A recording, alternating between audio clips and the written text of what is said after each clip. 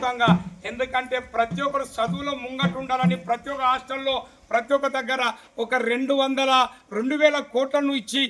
ప్రతి ఒక్క గ్రామంలో స్కూళ్ళను ఒక దిక్కు అభివృద్ధి చేస్తూ మరొక దిక్కు మధ్యాహ్నం భోజనంలో కోడిగుడ్లు మటన్ తోటి భోజనం చికెన్ తోటి భోజనం పెట్టి, ఎందుకంటే పేదవానికి సక్షమైన భోజనం సౌకర్యం కల్పితే ప్రతి ఒక్కరు స్కూళ్ళకి రావాలని వస్తారని చెప్తూ మన ముఖ్యమంత్రి రేవంత్ రెడ్డి గారు, అదేవిధంగా బట్టి విక్రమ సార్కు, ఎందుకంటే పేదవాళ్లకు తండాలలో గ్రామాల్లో ఎస్సీ ప్రతి ఒక్క కాలనీల అభివృద్ధి చేస్తూ ప్రజలకు చక్కని భోజనం